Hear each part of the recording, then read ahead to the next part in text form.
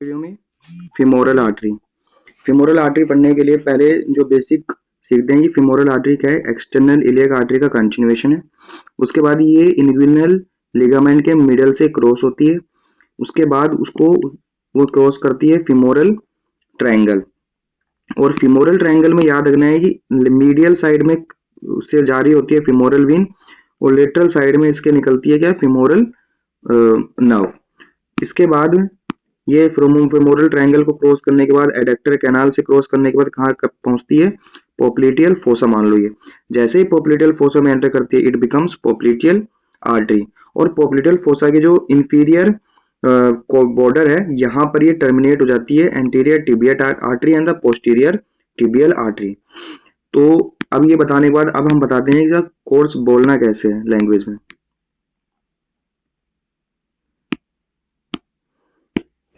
Femoral artery is a continuation of external iliac artery. It crosses at the middle of the inguinal ligament and passes through the femoral triangle. In femoral triangle, medial to its femoral vein is present, lateral to its femoral nerve is present. Then it crosses the adductor canal and reaches the popliteal fossa. And in popliteal fossa, it becomes popliteal artery. Then branches भी एक आएगी यहाँ से, जिसको बोलते हैं epigastric artery की superficial. Then the second branch is superficial circumflex iliac artery. Third branch is external pudendal artery deep and superficial. Then deep arteries of the femoris, तो उसे बोलते हैं profunda for deep, femoris for femoral, the profunda femoris artery.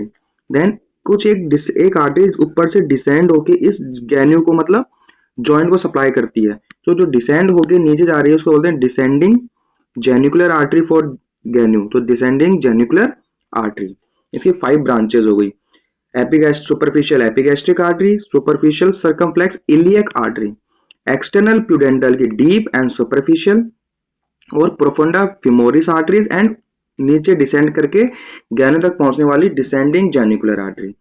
So finally language form में femoral artery topography and its branches.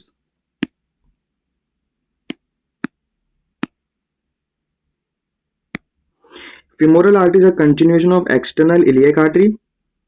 It crosses at the middle of the inguinal ligament.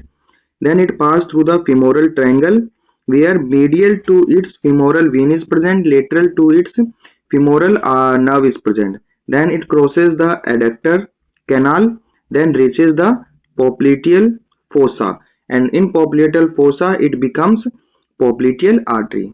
Then branches, first branch is superficial epigastric artery, then superficial circumflex iliac artery, third branch is external pudendal artery, deep and superficial, fourth branch is profunda femoris artery, and the fifth branch is descending genicular artery.